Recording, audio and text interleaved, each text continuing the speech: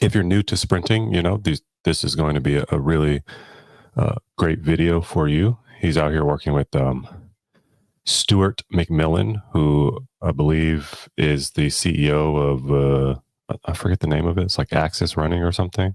A very, very intelligent coach. And we're going to learn a lot from this video. So let's go ahead.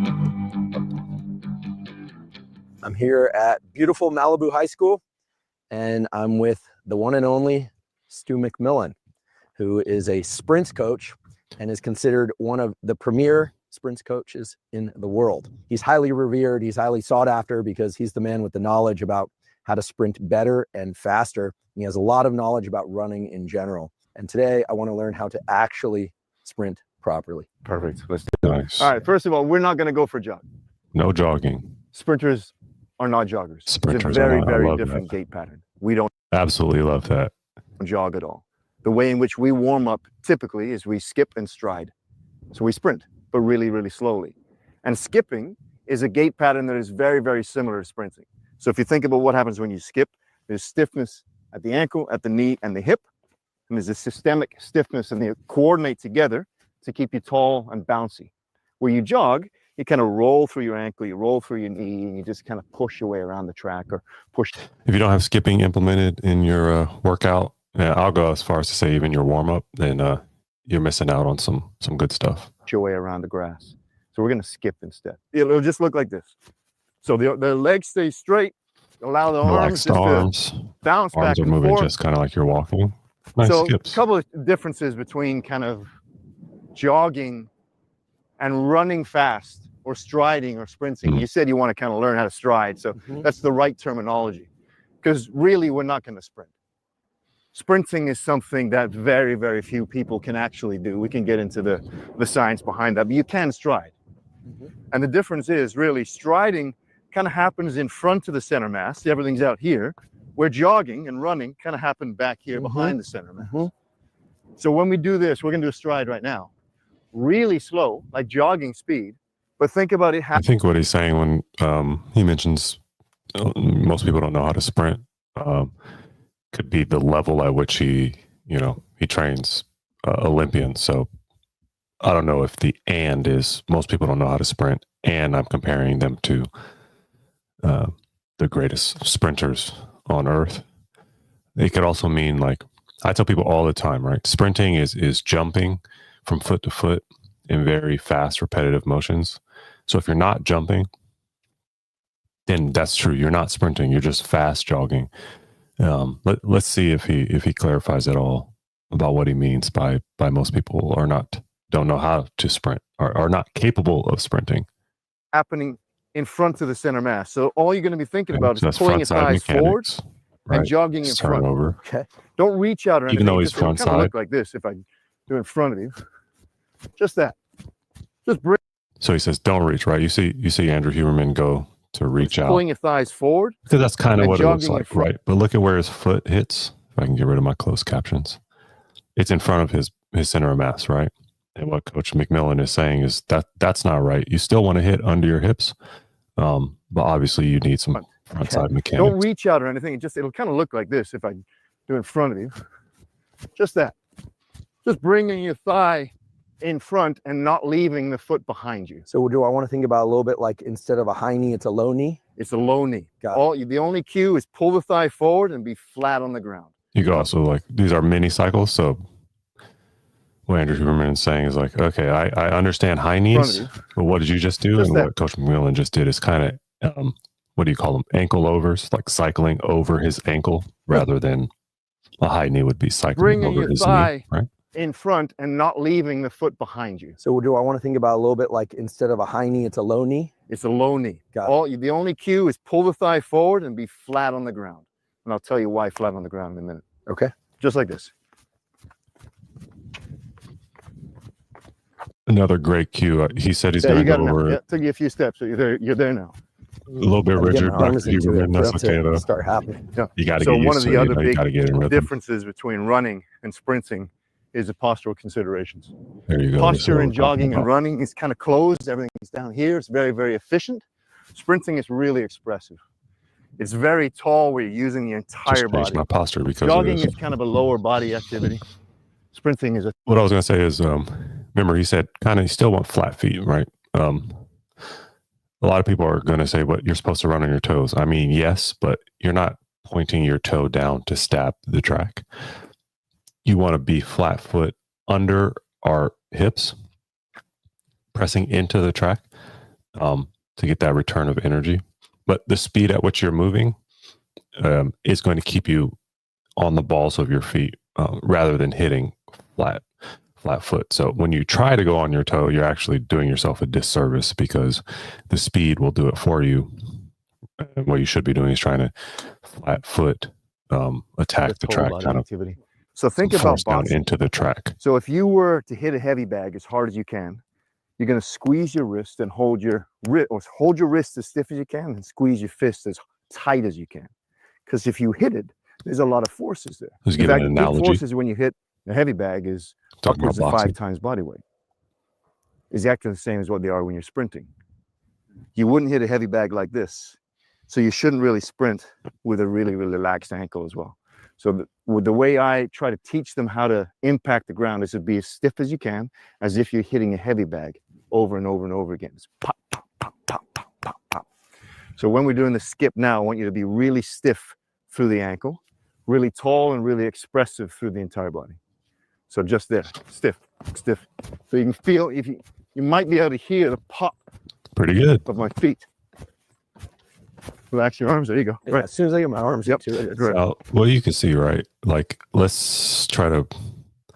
So when they're skipping, you see how tall they are right now. They come back down to kind of what their normal height would be. Like if you had a measuring tape, right? They're going to be what Dr. Huberman, maybe 6 foot. I don't know, 6'2". Then, but when he skips, he elevates, right? Because what did I just tell you? Sprinting is jumping. So if he's jumping, he's now going to be 6'4" or so.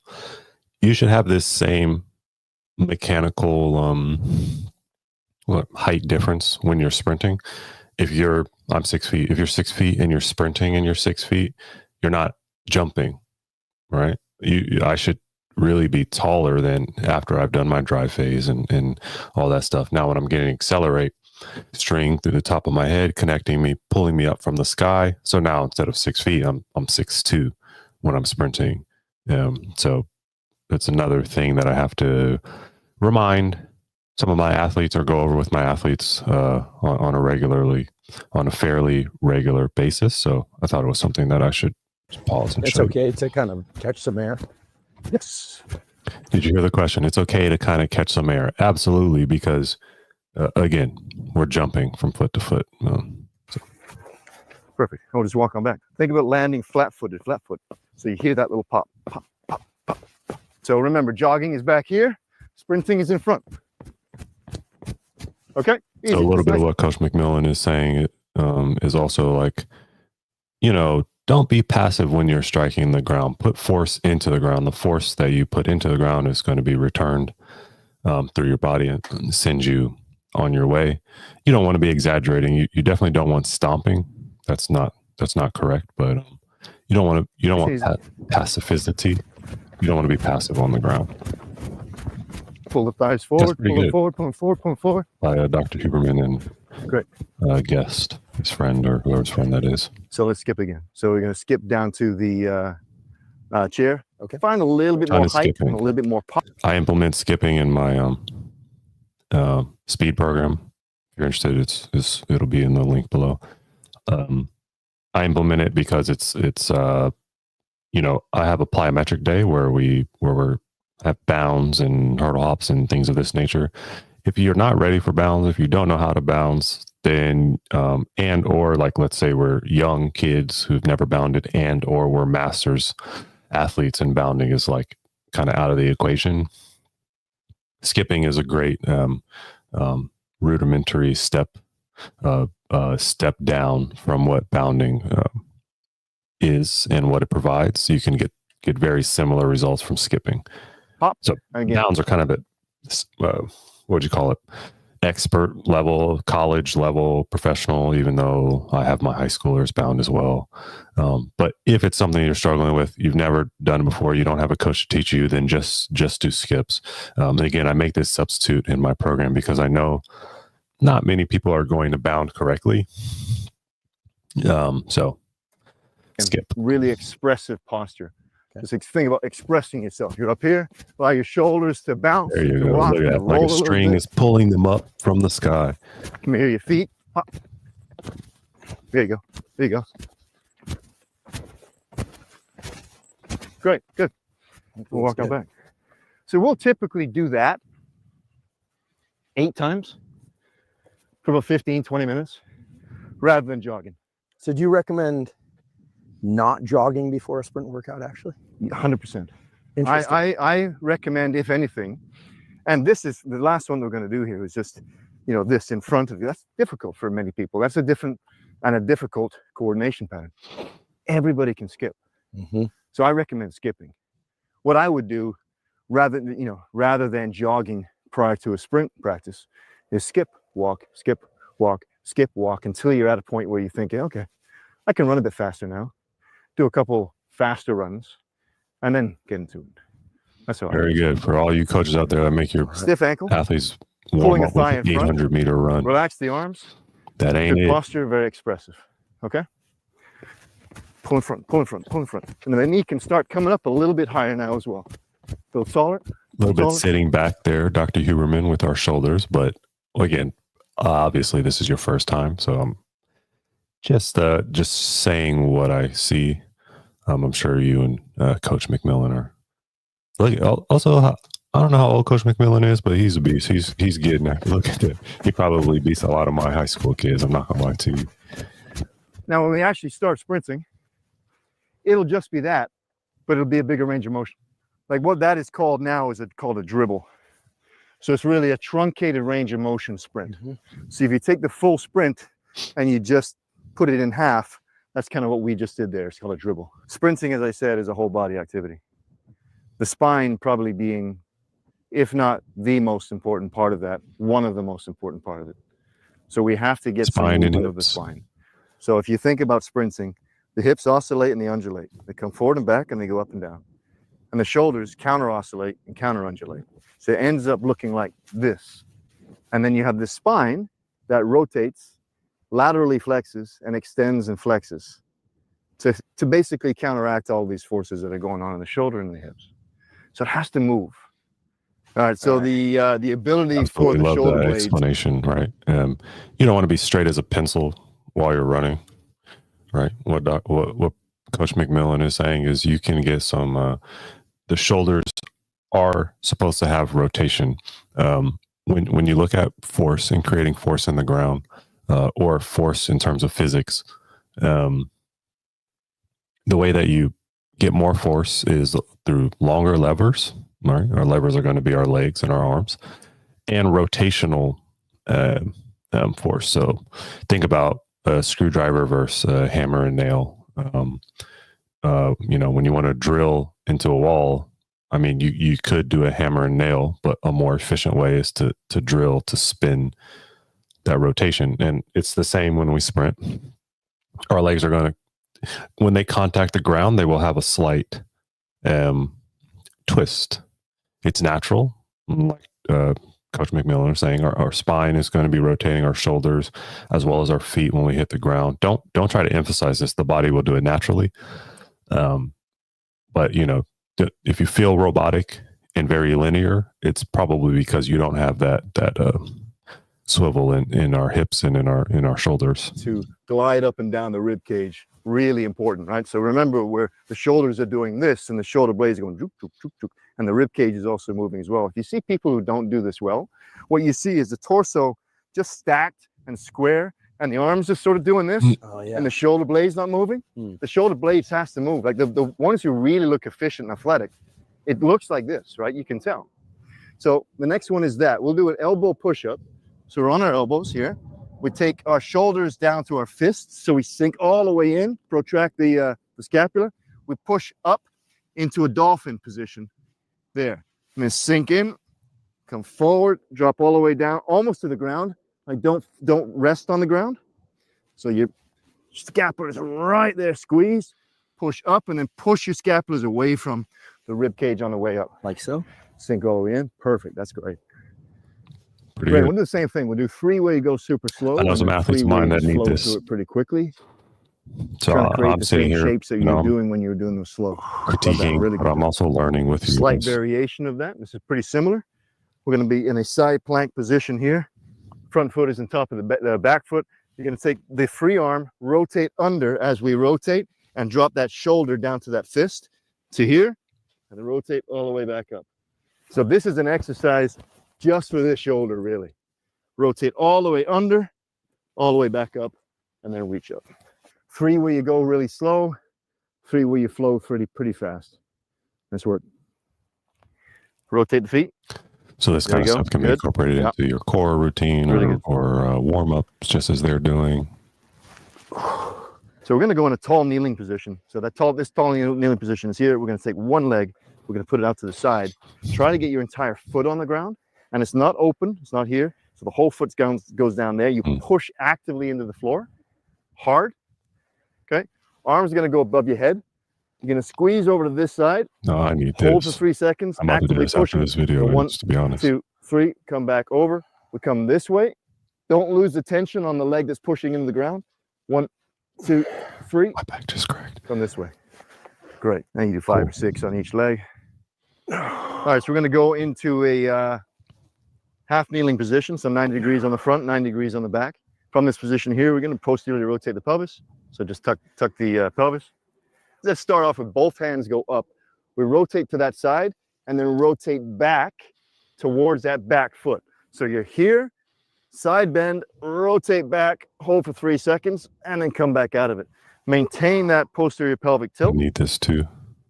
This needs So to be now added we're into my nightly combining some of the routine. patterns of the spine. So if you remember, the spine flexes, extends, laterally flexes, Easy and enough rotates. to do while you're like And we're watching kind of doing TV all of the or things here except for YouTube or the whatever. flexion.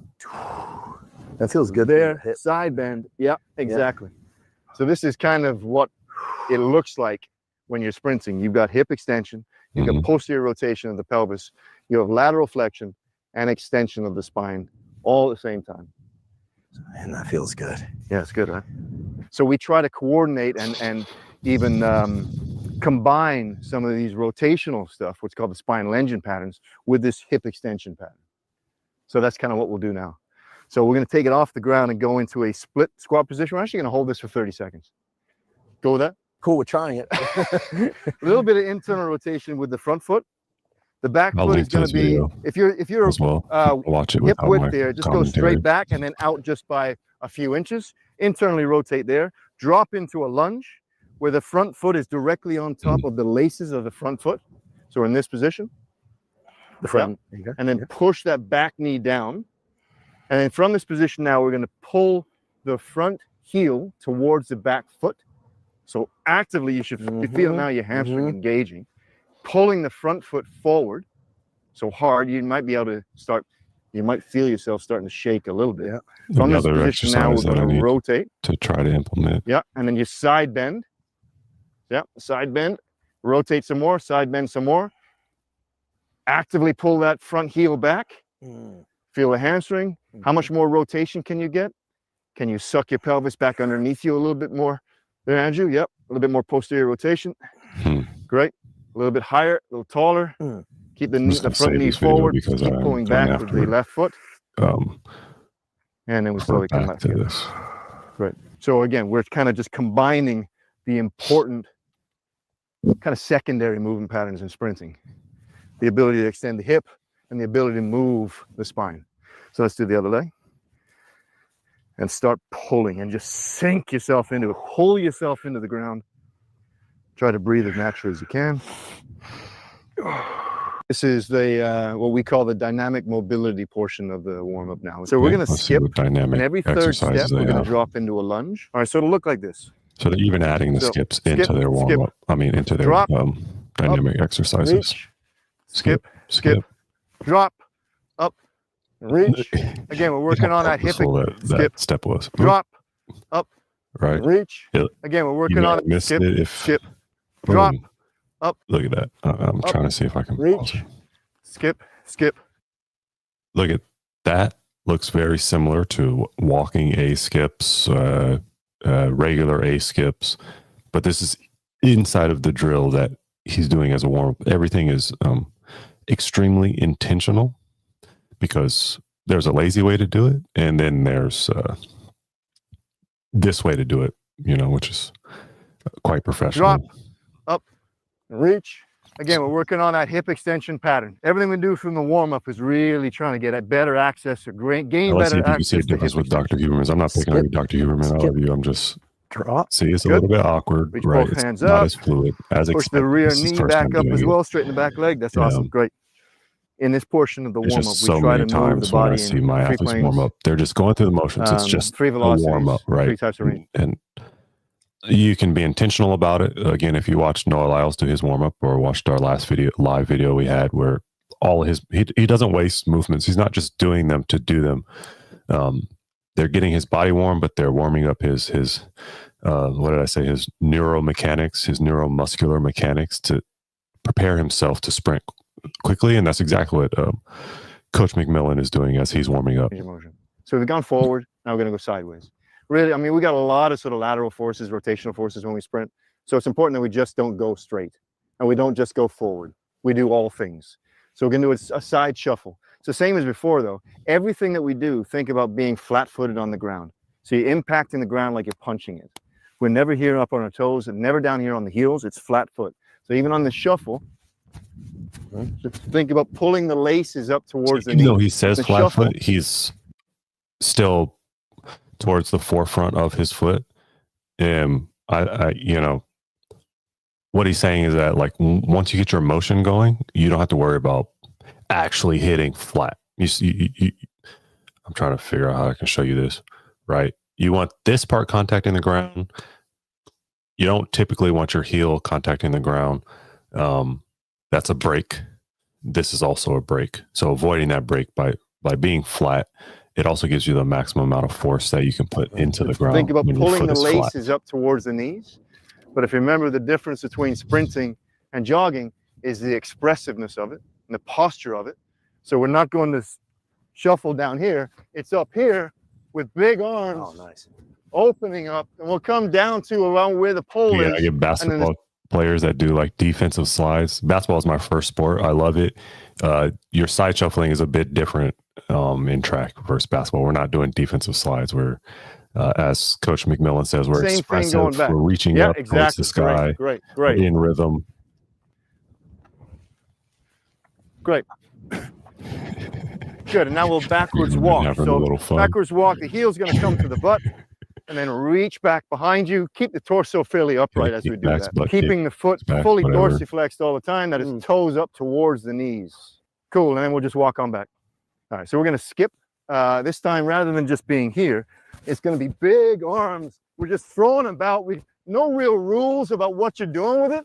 Just throw them about. Just getting into your go this own way, rhythm. we can go across. Super important Anything you learn want how to do to with them. Don't worry about bringing your knees up. express Keep your legs yourself as fairly you are, straight. not Okay, doing that's good. something because you Those saw little a coach on YouTube kind of dribble steps telling you to do it, or you Pop, saw pop, Noah pop, Lyles pop. doing it. You got to figure We'll out do how 5 it of works those. for you. And then we'll go fairly wide with the feet. Kind of one bounce in the middle, one to the left, one to the right, one back in the middle. Pop back up, pop, pop, pop, pop. This is exactly It'll why be it's a dynamic warm up, pop, not a pop, static warm up. From here, 1, Right, always 2, moving, always 3, moving, getting in 4, our stretches. bounce Pop, back up. 1, 2, Pop, 3. pop. Back There. into the stretch. 1, We 2, don't pause 3, and hold. That's 4, static. bounce back This is up. So dynamic. try to cover those 5 steps We already went over the in like static 3 meters. stretches that he likes a little bit earlier. There. 3 meters, about 3.6 yards. So here's the issue with most people who are doing karaoke. They just Okay, try let's and hear move it. their feet as fast as they can. We're trying to get full extension on the foot that's coming back. So external rotation here, and internal rotation here, counter rotation of the spine. So the movement is in the twisting. That's the exercise. Good, Andrew. Again, something I learned. I know Yeah, nice about work. Great. I like to First reach up backwards and one we over did with was my just karaoke. backwards walking. Backwards, back Now we're going to skip. leg Now reaching heel as to butt, well heel is to butt, something new heel to to me. butt, push back. Yeah, you got it. There you go. There you go. Keep it there. You don't have to go faster. You don't have to be bigger. heel to butt, push back. Okay, what Push the sole. exactly is this working on, right? Like, obviously you want to be stable in all directions, but you also want that knee that's reaching back to come back behind your butt, right? It's kind of like a reverse way to work on how it's supposed to look when you're sprinting. One knee is up here, the other knee is back. Actually, it's pushing, but it's behind your butt. Sole of your heel back. The more separation Get the knee behind the butt. between Knee those behind the knees, butt. Knee behind the butt. longer your There you stride. go. All right, good. Oh man. I don't think you'll see a sprinter on the planet who doesn't do a linear and a lateral leg swing. Yeah, that's facts. So you grab a hold of something. Got to get your leg swings You come in. up onto the toe of the outer foot. Even when you're We're in just the going to gym, start off just swinging the other leg. leg swings as a Trying part to keep of your pelvis kind of in place, but not locked. Like allow it to move a it. little bit. Fast forward a little bit through. But you here. don't want it just to do this. Yeah, that's facts. So start off pretty small. As you get comfortable, just to allow it to swing. And like I said, allow the pelvis to move just a little bit, but just not excessively. Keep the torso fairly upright. Once we've done the other leg, or done both legs, we're going to be up on one foot, and we're going to go laterally, so across the body now. Mm-hmm. So we externally rotate when we come into cross.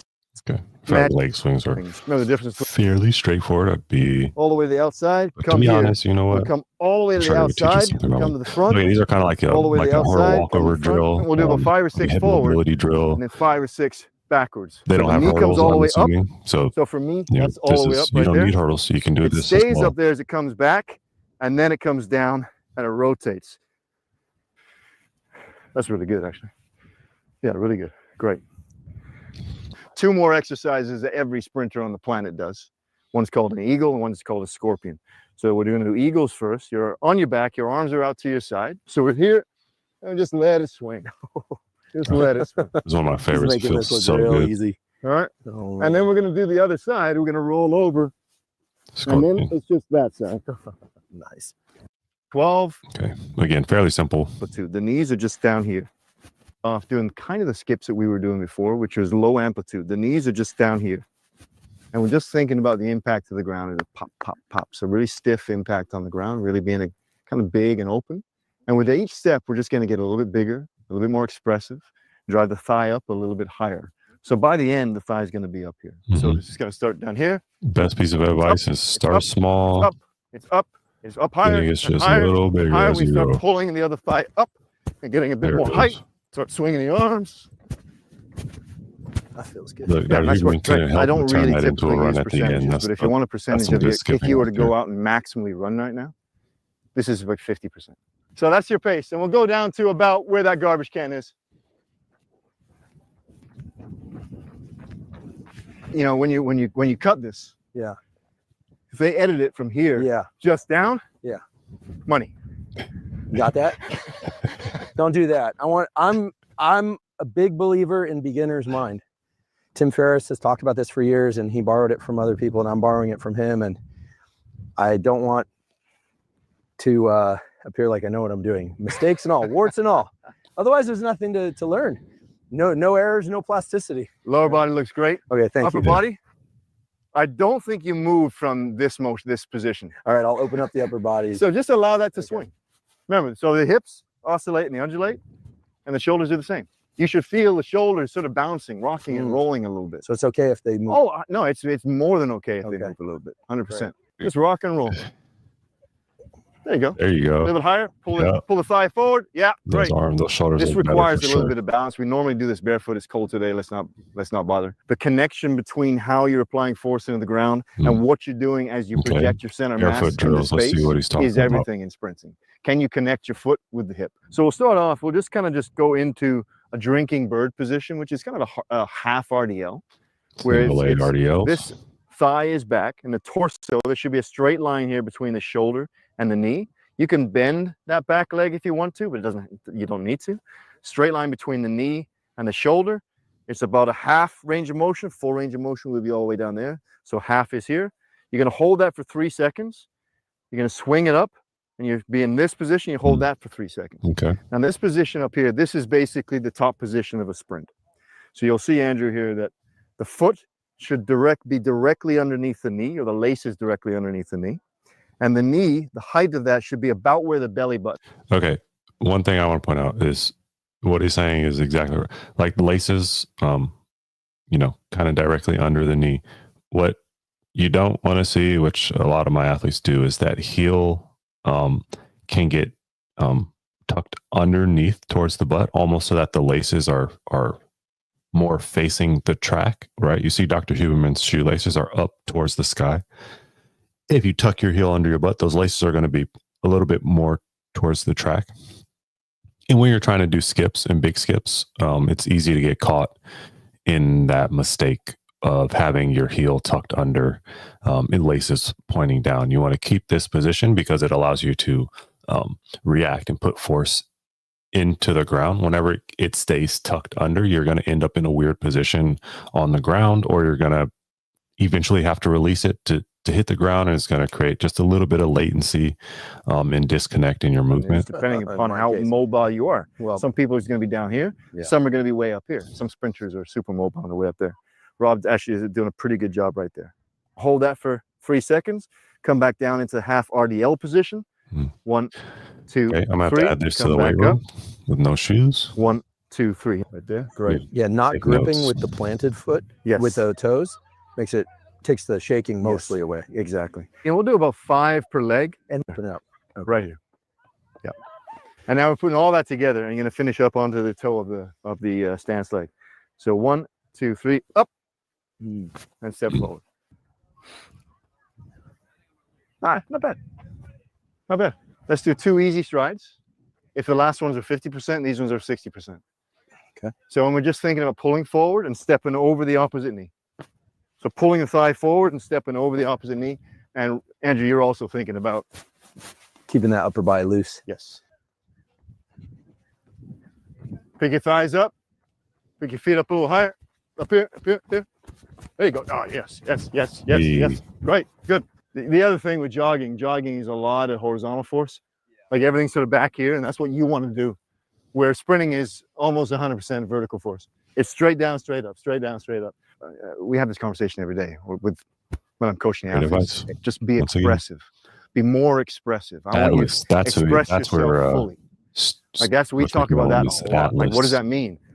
Like express yourself, be big and open and free, where so many of the other things, as you said, we're just not doing I'm that. pretty sure. All right, one more stride. I'm All just right. going to look it up. Okay, same as what we just did. I like that, but you're just going to be a little bit more vertical. Just think about up, up, up, up, up, up, up, up, up, up. Once you've got some forward momentum, just think vertical, up, up, up, up, up. Just doing high knees.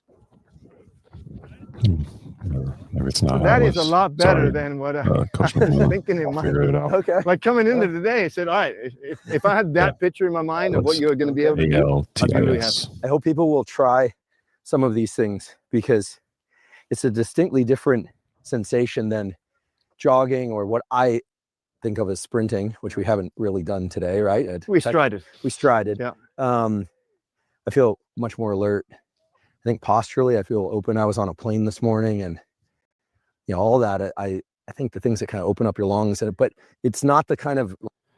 So if you do get lucky enough to travel to track meets, it's very important that when you land, you drop your bags off, and you go do a shakeout for everything.